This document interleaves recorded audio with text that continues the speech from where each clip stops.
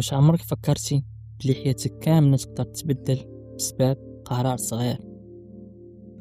ماشي قرار مصيري بحال الهجرة أو لا تغير المكان ديال العمل ديالك، ولكن موقف بسيط بحال كلمة أو ردة فعل أو حتى دقيقة واحدة ديال التصرف. هاد الفكرة هي بالضبط اللي كتكلم عليها الكاتب فهد عامر الأحمدي بالكتاب ديالو نظرية الفسق، واللي ولا واحد من أكثر الكتب تطوير ذات انتشارا في العالم العربي. الكتاب ما كيقدمش لك وصفة سحرية للنجاح، ولكن كيخليك تشوف الحياة بطريقة مختلفة. كيخليك تفهم بلي أغلب الناس ما كيضيعوش بسبب المشاكل الكبيرة، بل بسبب قرارات صغيرة كتكرر كل نهار بلا وعي. الدرس الأول: نظرية الفسق والقرارات الصغيرة. الكتاب يتكلم على موقف بسيط وقع لولد صغير بسبب الفسق، ولكن من خلال هذه القصة كيبان لينا كيفاش تصرف صغير يقدر يخلق سلسلة كاملة ديال النتائج. وفي الحقيقة إلا شفنا الواقع ديالنا غادي نلقاو نفس الشيء كيتكرر يوميا. شي واحد يقدر يدخل في نقاش بسيط في الباركينغ غير على بلاصة ديال السيارة، الكلام كيطلع، أعصاب كتوتر، وفي لحظة وحدة كيولي المشكل عراك، وربما يوصل للمحكمة أو السجن. والمخيف في الموضوع هو أن البداية كانت تافهة جدا. وهنا الرسالة الحقيقية: أغلب الكوارث ما كتبداش بكارثة، كتبدا بردة فعل صغيرة. وهذا الشيء ما كينطبقش غير على المشاكل، حتى النجاح كيبدا بخطوة صغيرة. شخص كيقرأ 10 صفحات كل نهار، تعلم مهارة بسيطة، ودار رياضة نصف ساعة يوميا، وبعد سنوات لقى راسو في حياة مختلفة تماما.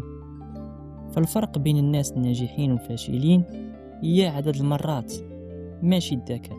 يعني العادات الصغيرة اللي كتكرر كل نهار.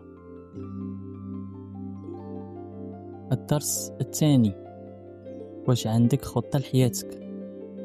من هنا كيدخل الكاتب الفكرة مهمة بزاف. واش عندك خطة لحياتك؟ وقبل ما تكمل وقف الفيديو دابا، وجبد التليفون ديالك وكتب في الملاحظات حاجة وحدة بغيتي تحققها قبل ما يسالي هاد العام.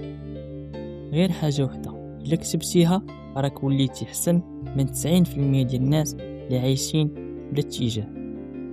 حيت بزاف ديال الناس عايشين غير بالصدفة، كيفيق، كيخدم، كيدوز النهار، كيعاود نفس الروتين سنوات طويلة بلا اتجاه واضح. ولكن الناس اللي كيوصلوا غالبا كيكون عندهم تصور واضح. الدرس الثالث: قاعدة 24 ساعة والتحكم في الغضب. من أخطر الحوايج اللي كتعطل الإنسان وهي التسرع في ردود الفعل. وهنا كيجي واحد الدرس مهم: قاعدة 24 ساعة. الفكرة بسيطة: إلا كنتي معصب، مقلق أو منفعل، ما تاخد حتى شي قرار مباشر، حيت أغلب القرارات اللي كتاخدهم تحت الغضب كندموا عليهم من بعد. شي واحد عصبك في الخدمة، كتكتب رسالة استقالة. شي نقاش بسيط مع شخص قريب ليك، كتقول ليه شي كلام قاسح، ومن بعد حتى إلا بغيتي تصلح الأمور كيكون فات الفوت. لهذا بعض المرات أفضل قرار تقدر تاخده هو أنك ما تاخد حتى قرار. خلي الوقت يدوز، خلي المشاعر تهدى، ورجع فكر بعقلك. حيت الإنسان الذكي ماشي هو اللي ما كيتعصبش، الإنسان الذكي هو اللي ما كيخليش الغضب يتحكم فيه. الدرس الرابع: الصورة الذاتية والكلام اللي كتقول لراسك، ومن بعد كيهدر الكاتب على فكرة عميقة بزاف، وهي الصورة اللي عندك على نفسك. حيث العقل ديال الإنسان كيتأثر بالكلام اللي كيرددو يوميا. إلا بقيتي كل نهار كتقول أنا فاشل، أنا ما نقدرش، أنا ما عنديش الزهر، غالبا غادي تبدا تصرف بهاد العقلية بلا ما تحس. الثقة بالنفس ماشي مجرد كلام تحفيزي، بل طريقة تفكير كتأثر على القرارات ديالنا وعلى طريقة التصرف ديالنا وحتى على الفرص اللي كتجينا في الحياة. شخص داخل مقابلة عمل وهو مقتنع مسبقا أنه غيفشل، غالبا طريقة الكلام ديالو والوقفة ديالو وحتى الطاقة ديالو غادي تبين هادشي.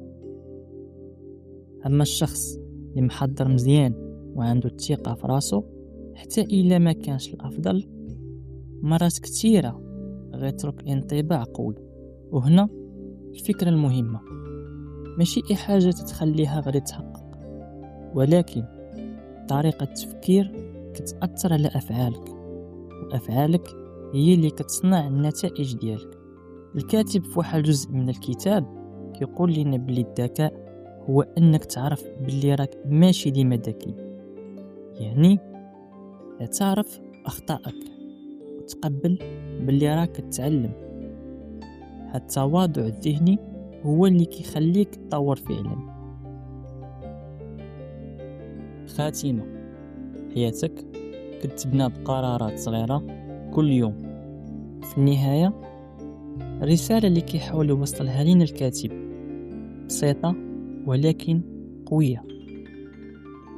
حياتك ما كتبدلش في نهار واحد، كتبدل قرارات صغيرة كتكررهم كل نهار. قرار أنك تقرأ بدل ما تضيع الوقت، قرار أنك تتحكم في أعصابك، وقرار أنك تبعد من ناس توكسيك، قرار أنك تبدأ حتى إلا كنتي خايف. هاد القرارات الصغيرة هي اللي كتصنع المستقبل ديالك. وربما الحياة اللي بغات توصل ليها محتاجاش معجزة كبيرة، ربما محتاجة غير قرار صغير وصحيح اليوم قبل غدا. في الأخير، إلا عجبك هذا الفيديو خلي تعليق شنو أكبر غلطة درتيها في حياتك تعلمتي منها، ودير لايك وسبسكرايب، فعل الجرس، حيث الفيديو الجاي غادي يكون على كتاب آخر يقدر يبدل ليك حياتك.